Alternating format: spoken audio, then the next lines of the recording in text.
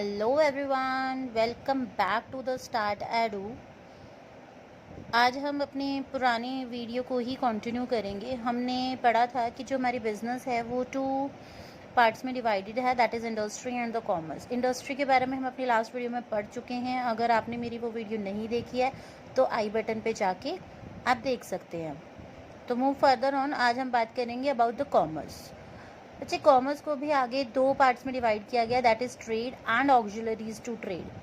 Trade को आगे further divide किया गया इंटरनल एंड एक्सटर्नल में।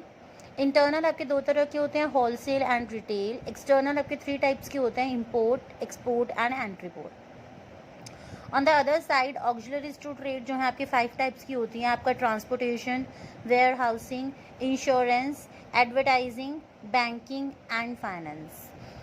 एक्चुअली में कॉमर्स होता क्या है बच्चों, ये तो हमने क्लासिफिकेशन पढ़ ली कि कॉमर्स को हमने ऐसे ऐसे डिवाइड किया हुआ है। कॉमर्स होता क्या है? Commerce is the provide the necessary link between the producer and the consumer. Commerce एक ऐसा लिंक है जो प्रोड्यूसर्स को कंज्यूमर्स के साथ जोड़ कर रखता है। इसमें बहुत सारी एक्टिविटीज़ होती हैं जिससे कि आप जब एक्सचेंज कर रहे हो प्रोडक्ट्स को या सर्विसेज को तो आपको कोई दिक्कत ना हो, आपको कोई हिंड्रेंस ना हो। हिंड्रेंस होती है कोई रुकावट, ठीक है। जैसे मान लो आप हिंड्रेंस किसी भी टाइप की हो सकती है, पर्सन रिलेटेड हो सकती है, प्लेस रिलेटेड हो सकती है, टाइम, रिस्क, फाइनेंस, किसी भी तरह का आपका रिस्क हो सकता है। उसको ठीक करने के लिए हम किसका साइड लेते हैं? कॉमर्स का साइड लेते हैं। हमने देखा कि कॉमर्स हो गया कि एक लिंक है between the producer and the consumer. जितनी भी आपकी सर्विसेज होती हैं वो सारी आपकी कॉमर्स के अंदर आती हैं। इसको जैसे हमने 2 चीज़ों में डिवाइड किया, एक है ट्रेड और ऑक्सिलरीज टू ट्रेड। ट्रेड का मतलब होता है buying and selling of the goods, चीज़ों को खरीदना और बेचना, ये आपका ट्रेड होता है।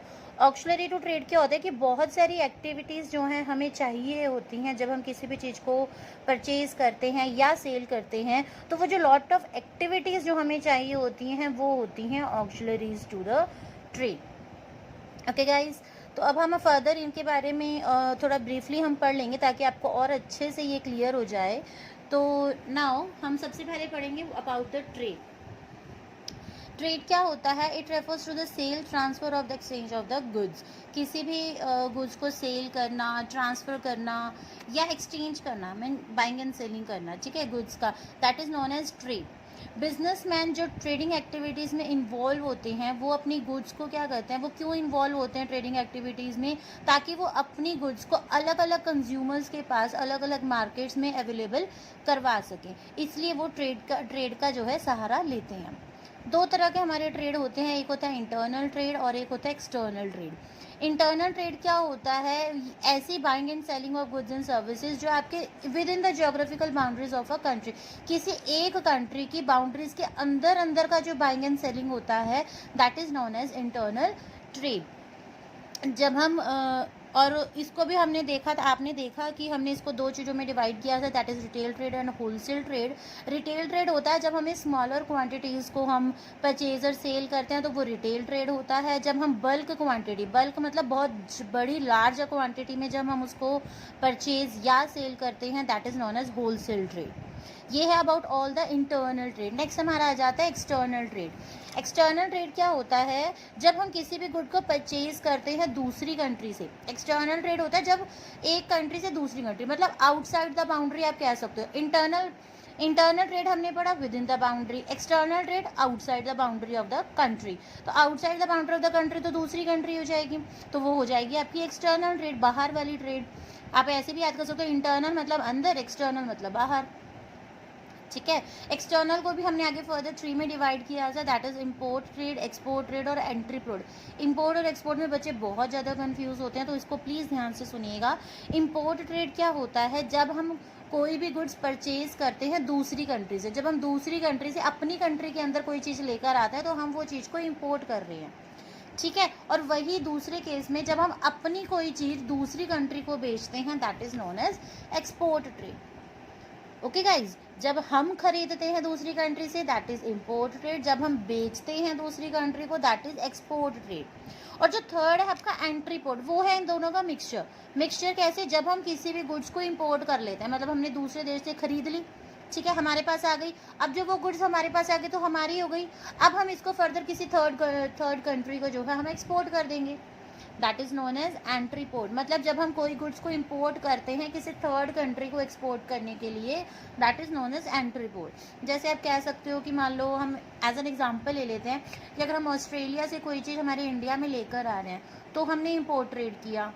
जब हम अपना कोई सामान साउथ अफ्रीका में देख लेते हैं, ठीक है, अगर हम अपना सामान साउथ अफ्रीका में बेच रहे हैं तो वो एक्सपोर्ट ट्रेड हो गया। लेकिन जब हम अमेरिका से खरीदा हुआ सामान अपनी कंट्री में लाकर फिर साउथ अफ्रीका को बेच रहे हैं, that is known as entry port, क्योंकि पहले हमने इंपोर्ट किया फिर उसी सेम चीज को हमने एक्सपोर्ट कर दिया to the third country, that is known as entry port trade. Okay guys, I hope आपको इसके बारे में समझ आ गया होगा what is trade, what is internal trade, external trade and its parts. तो ये था all about your trade. Next हमारा सेकेंड पार्ट है जो हमने कॉमर्स को डिवाइड किया था, that is auxiliaries to the trade. Auxiliaries to the trade क्या होती हैं, किसी मतलब हमारे ट्रेड को, जो हमने अभी ऊपर ट्रेड पढ़ा है, इसको अगर हमें सही तरीके से काम में लेकर आना है, इसके सारे जो काम हैं उसको अच्छी फंक्शनिंग के साथ हों, तो उसमें कुछ एक्टिविटीज़ लगती हैं, उसको बोलते हैं ऑक्सिलरीज टू द ट्रेड। एक किस्म का आप ये कह सकते हो ट्रेड के लिए असिस्टेंट का काम करता है आपका ऑक्सिलरीज टू ट्रेड। और ये एक्टिविटीज सिर्फ ट्रेड के लिए ज़रूरी नहीं होती, हमारे इंडस्ट्री में भी ज़रूरत होती है और हमारी और अदर बिजनेस एक्टिविटीज़ में भी ये ऑक्सिलरीज टू ट्रेड हमारी यूज़ होती है। तो ये था हमारा ऑक्सिलरीज टू ट्रेड। अब आगे फर्दर ऑक्सिलरीज टू ट्रेड को भी हमने डिवाइड किया था 5 पार्ट्स में। अब हम उसके बारे में थोड़ा थोड़ा पढ़ लेते हैं। तो फर्स्ट था हमारा transport and communication. Transport and communication क्या होता है, the obstacle of the place is removed by the transport through road, rail और कोस्टल शिपिंग। मतलब अगर हमें जगह की दिक्कत हो रही है ना, कि यार पता नहीं इस जगह से उस जगह पे सामान कैसे जाएगा, तो हम क्या यूज़ करेंगे, ऑब्वियस सी बात है हम ट्रांसपोर्ट यूज़ करने वाले हैं, चाहे हम रोड वाला कर लें, चाहे रेल वाला कर लें, चाहे शिप वाला कर लें, ठीक है। तो मतलब अगर हमें जगह की कोई प्रॉब्लम हो रही है तो उसको हम ट्रांसपोर्ट से सॉल्व कर सकते हैं। ट्रांसपोर्ट हमें जो है रॉ मटेरियल को हमारे प्रोडक्शन की जगह पर लाकर और प्रोडक्शन से जो सामान बन गया है, ठीक है, उसको फैक्ट्रीज में ले जाना, ये काम भी हम ट्रांसपोर्ट के ज़रिए कर सकते हैं। मतलब पहले रॉ मटेरियल को हम अपनी प्रोडक्शन कंपनी में लेकर आएंगे, प्रोडक्शन कंपनी से भी जो फिनिश प्रोडक्ट है वो फैक्ट्री से कहाँ चला जाएगा, वो चला जाएगा जहाँ पर ये यूज़ होने वाला है। तो देखो पहले हम रॉ मटेरियल लेकर आए, फिर हमने फिनिश प्रोडक्ट, उससे फिनिश प्रोडक्ट बनाया, फिर फिनिश प्रोडक्ट को हमने फर्दर यूसेज के लिए आगे भेजा। तो इन सब चीज़ों में हमारी किसकी ज़रूरत, तो हम सब एक जगह तो मिल नहीं सकते। अब ऐसा तो नहीं है ना कि इंडस्ट्री एक जगह और साथ में कंज्यूमर भी बैठा है कि हम साथ के साथ दे देंगे, ऐसा तो नहीं होता ना। इंडस्ट्री अपनी अलग जगह होती है, कंज्यूमर अपना अलग जगह होता है। तो इन दोनों के बीच की दूरियां मिटाने के लिए हम क्या यूज़ करते हैं, ट्रांसपोर्ट यूज़ करते हैं। और जो सेकेंड हमारा कम्युनिकेशन लाइक हम पोस्टल सर्विसेज, टेलीफोन फैसिलिटीज़, ये भी जो है इसका पार्ट है, इनकी भी हमें बहुत ज़रूरत होती है वाइल डूइंग आवर बिजनेस और वाइल डूइंग आवर ट्रेड। तो ये था about the transport and the communication. Second हमारा बैंकिंग एंड इंश्योरेंस। अब हमने इतनी बड़ी फैक्ट्री खोल दिया भाई, उसके लिए तो पैसे भी चाहिए। अब ज़रूरी तो नहीं है ना हर किसी के पास इतने पैसे होंगे कि वो सारा का सारा लगा के अपना इंडस्ट्री खोल देगा। तो अगर उनके पास पैसे थोड़े कम पड़ रहे हैं तो क्या करेंगे, वो किसका सहारा लेंगे, बैंक का सहारा लेंगे। वो क्या करेंगे, वहाँ से बैंक से फंड उठाएंगे अपने बिजनेस के लिए, ठीक है। तो बैंक क्या करता है, जो आपकी फाइनेंस रिलेटेड प्रॉब्लम है उससे आपको ओवरकम करने में हेल्प करता है। ओवरकम मतलब कि आपकी जो भी प्रॉब्लम हो रही है फंड से रिलेटेड उसको ख़त्म करने में आपकी हेल्प करता है। और जो कमर्शियल बैंक्स होते हैं हमारे, वो जो है हमें पैसे दे देते हैं, ओवरड्राफ्ट में भी दे देते हैं, कैश क्रेडिट फैसिलिटी भी हमें प्रोवाइड करते हैं, लोन्स या एडवांस वगैरह भी हमें दे देते हैं बैंक्स। अगर और बैंक जो है हमें फॉरेन ट्रेड में भी हेल्प करते हैं। अगर हमें जब हम फॉरेन ट्रेड कर रहे हैं, मतलब इंपोर्ट या एक्सपोर्ट कर रहे हैं हम, ठीक है, तो वहाँ से इंपोर्टर से अपना पैसा लेकर आना या एक्सपोर्टर से अपना पैसा लेकर, एक्सपोर्टर के लिए पैसा लेकर आना, तो ये काम भी आपका बैंक करता है on the behalf of yours. Second आपका इंश्योरेंस क्या होता है, अगर हमें कोई भी रिस्क हो जाए बिजनेस में, देखो रिस्क तो होने ही वाला है, हम रिस्क उठा रहे हैं कि हमारा बिजनेस चलेगा कि नहीं चलेगा, सारा काम अच्छे से हो पाएगा कि नहीं हो पाएगा। तो उस रिस्क को ख़त्म करने के लिए हम इंश्योरेंस लेते हैं। हम इंश्योरेंस बिल्डिंग का लेते हैं, लैंड का लेते हैं, किसी मशीन का लेते हैं, फर्नीचर का लेते हैं, और तो उस चीज़ के लिए हमें इंश्योरेंस की ज़रूरत पड़ने वाली है। इंश्योरेंस हमें फायर से, थेफ्ट से, या और अदर कोई रिस्क हैं तो उनसे भी हमें बचाता है। और इंश्योरेंस हमारे एम्प्लॉयज़ की भी हेल्प करता है, ताकि उनके एक्सीडेंट या फिर ऑक्यूपेशनल अगर उनको कोई भी प्रॉब्लम है तो उसमें भी इंश्योरेंस आपकी हेल्प करता है। थर्ड वन है आपका वेयर हाउसिंग। वेयर हाउसिंग क्या होता है बच्चों, जब हम बहुत, अब देखो हमें ऐसा तो नहीं है ना कि अभी कस्टमर आए हैं कि हमें 4 चीज़ें चाहिए तो हम कब फैक्ट्री में जाएंगे 4 चीज़ें बनाएंगे और दे देंगे। ऐसा तो नहीं हो सकता ना कि हम एक एक 2-2 चीज़ें बनाते फिरेंगे। ये घर की रोटी थोड़ी है कि मम्मा ने, आपने बोला मम्मा अभी 2 रोटी खानी है, मम्मा ने अभी आपके लिए बना दी, फिर थोड़ी देर बाद आपका ब्रदर आ गया, उसने उसके लिए बना दी, फिर पापा आ गए उनके लिए बना दी। ऐसा थोड़ी होता है, ठीक है। ये फैक्ट्री है, बहुत बड़ी फैक्ट्री। यहाँ पे आप एक एक 2-2 प्रोडक्ट नहीं बना सकते। यहाँ पर आपको क्या करना पड़ता है, बल्क क्वांटिटी में बनाना पड़ता है, मतलब लार्ज अमाउंट में आपको बनाना पड़ता है। और अब ये भी ज़रूरी नहीं है कि आपने लार्ज अमाउंट में बना लिया तो वो सारा का सारा साथ के साथ ही बिक जाएगा। तो आपको क्या करना पड़ता है, आपको अपनी चीज़ें स्टोर करनी पड़ती हैं, और स्टोर करने के लिए आपको कौन हेल्प करता है, वेयर हाउसिंग। बहुत बड़े बड़े गोदाम आप जिसको बोलते हो, गोदाम होते हैं जहाँ पर आप अपनी गुड्स को, ठीक है, जो आपके बहुत सारा स्टॉक है आपका, उसको आप संभाल के रख सकते हो। तो वो होती है वेयर हाउसिंग। तो वेयर हाउसिंग क्या होती है, आपकी स्पेशल अरेंजमेंट होती है कुछ, ताकि आप अपने लॉस या डैमेज से बच सको, उसके लिए जो है आपके कुछ अरेंजमेंट किए जाते हैं, उसको बोलते हैं वेयर हाउसिंग। और वेयर हाउसिंग की हेल्प से जो हमारे प्राइजेज होते हैं वो भी मेंटेन रहते हैं, क्योंकि हमारे पास ऑलरेडी स्टॉक होता है, तो प्राइस ज़्यादा हाई या फिर लो नहीं हो पाते समटाइम्स।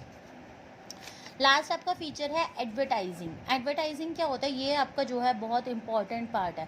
अगर किसी भी प्रोडक्ट की एडवर्टाइजिंग नहीं होगी तो लोगों को पता कैसे चलेगा कि कोई नया प्रोडक्ट बना है या उसके फीचर्स क्या हैं, है ना। तो इन सब चीज़ों के लिए हमें किसकी ज़रूरत पड़ती है, एडवर्टाइजिंग की, जिससे आप, एडवर्टाइजिंग सिर्फ आपके नए कस्टमर्स के लिए ज़रूरी नहीं होती, बल्कि आपके जो पुराने कस्टमर्स हैं या जो फ़िलहाल अभी यूज़ कर रहे हैं उन कस्टमर्स को भी इसकी ज़रूरत पड़ती है, ताकि उन्हें उसके बारे में पता लग सके कि ये चीज़ कैसे यूज़ करनी है, क्या इसके फीचर्स हैं, क्या इसके प्राइस हैं, क्या इस पर सेल वेल चल रही है या समथिंग लाइक दैट।